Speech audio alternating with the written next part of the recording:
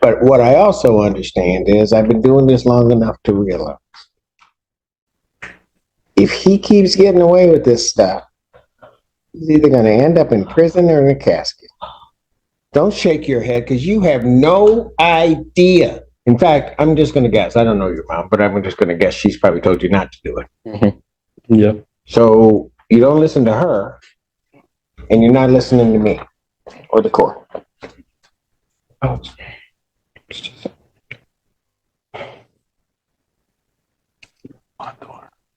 You just want to play by your own rules, don't you? No, sir. No, because otherwise you wouldn't have done it last night.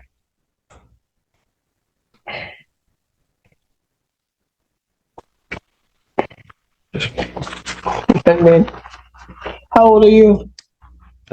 18 now.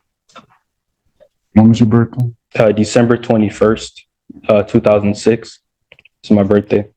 So we turned 18 this, as I told the court, it was charged originally in a juvenile matter, and then it was dismissed and they recharged as adult. You understand, young man, that you are facing a life offense. Yes, sir. Yes, Your Honor. You understand that? Yes, Your Honor. And it's taken a lot for me to realize what position I am in, and I don't think you get it. You found yourself in a position where maximum penalty is life or any term of years. Have you graduated high school? No, sir. No, you haven't even graduated high school and you're facing a life offense. And then somebody just gives you some simple rules to follow, some simple things not to do. And you can't do that. You can't follow your mother's rules. You can't follow the court's rules. You can't follow any rules. So you tell me why, if you're just going to throw away your life, why I shouldn't just lock you up right now? No. You tell me why. Improving, sir. And improving how? You're smoking last night. Tell me how that's an improvement. I do it. I'm gonna tell you, I usually need to study or focus study, and it helps me focus while studying. I listen to music, and honestly, no harm for it. And you will never do it again. I would never do it again. I can quit whenever I'm not addicted to it or anything. I just like it because it helped me study. Great. I got good. My grades are improved now. Back since I've been out, I've been having. Did you tell your mother you needed something to help you study? I'd say I prefer. I actually. Did you tell your mother that? No. Because you're just so grown, you took it on your own. I was trying to do things on my own, and clearly I messed up. And this just shows that I need my mother to supervise me and to. You're not listening to her. I don't, and I'll be honest with you, I went through the bond form, Mr. McGoes. I don't understand how he has a PR bond. I don't. So the family would not be able to make a high cash bond or a significant money bond. He came to the court with no prior history of any misconduct. He is high school senior, on track to graduate. I explained to the magistrate how the family has all come together to take care of this, help assist this young man through this time. He's on a tether, on house arrest. All he is able to do is go to school and church. And I believe those are the two places that he's gone to. Yeah, those are two places that I've only been. He is not a risk of committing any offenses. He's not a risk of. Yes, he is. Any. Because he did it already. It's possible, and not to excuse anything here, Judge, but it's possible that I didn't explain the conditions sufficiently to this young man. How's that feel with your sword in your chest? I don't think I understand the court. I don't mind attorneys falling on the sword for their client, Thank but you. this young man is not listening. He is not. He is just going to decide to do things his way. And I think his problem is he's running to the wrong judge to try to do stuff his own way. Understood, Judge. I would suggest that perhaps if he were to test regularly and prove to Your Honor that he does respect the court, does understand what he needs to do. You know, Mr. McCullough, I don't mean to interrupt you. No worries. It's almost not so much about respecting the court, although I do require that. But you know, I'm sitting up there watching on the Zoom screen, and I see his mom just standing beside her child.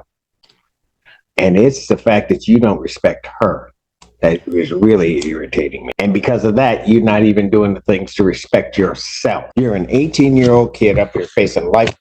And again, I don't know your mom, but these charges come up, you got your mom scared to death. Your Honor would like to speak with her. She'd be more than happy to talk to the court. I'll tell you what, I'll hear from mom on my name.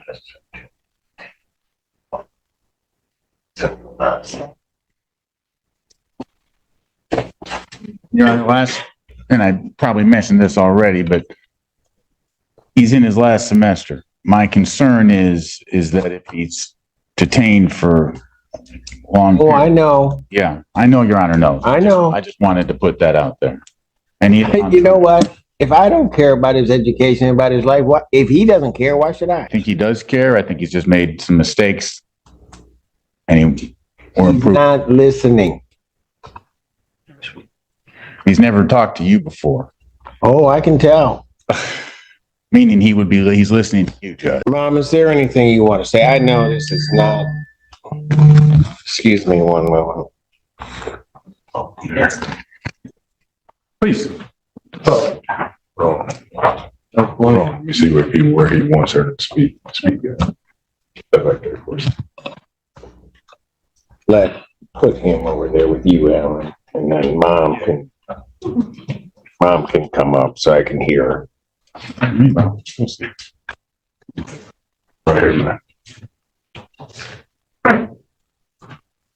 Mom, you can come on out.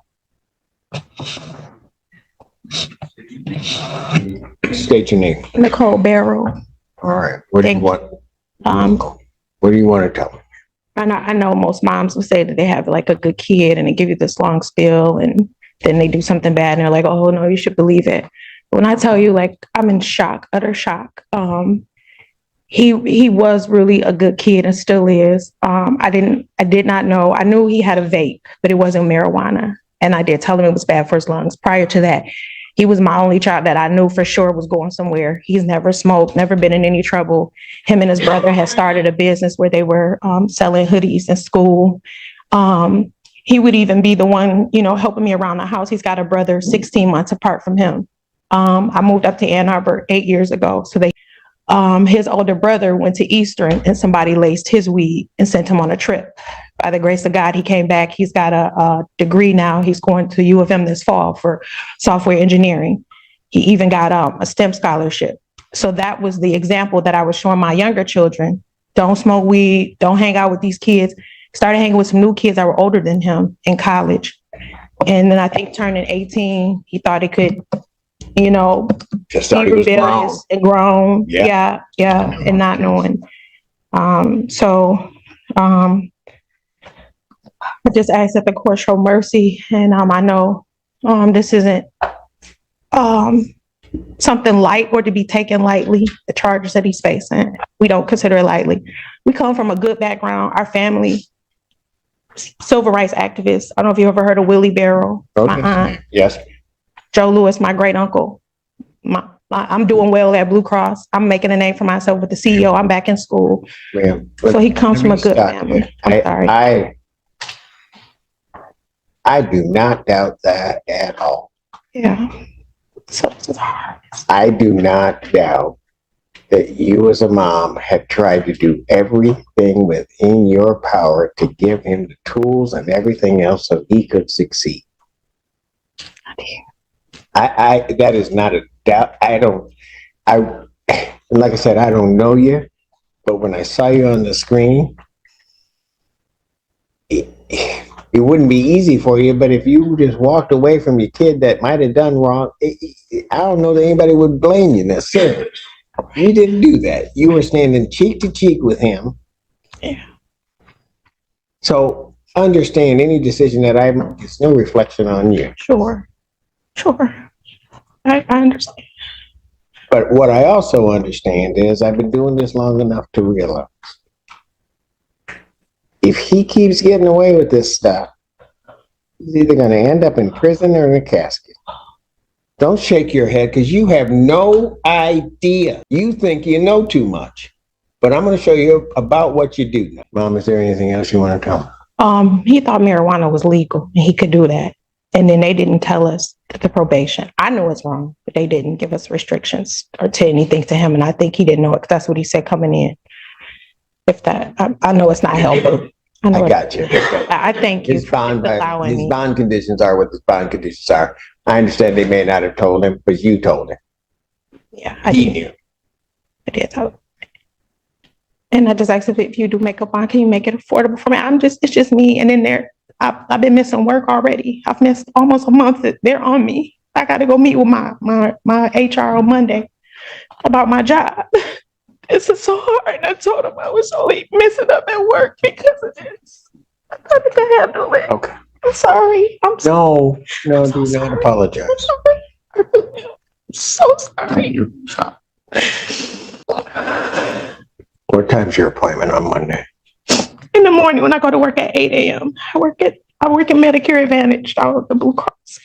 It'll be 2 years in May. What time do you get out of work? 4:30. You're right. All right. Okay.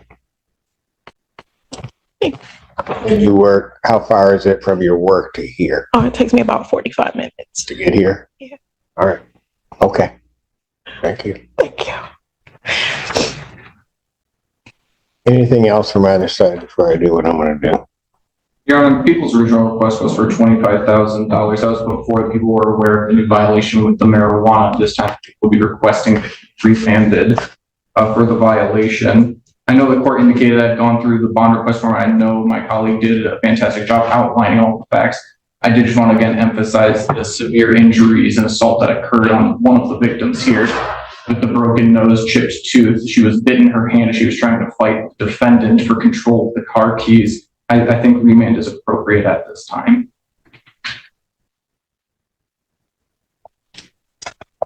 Margolis.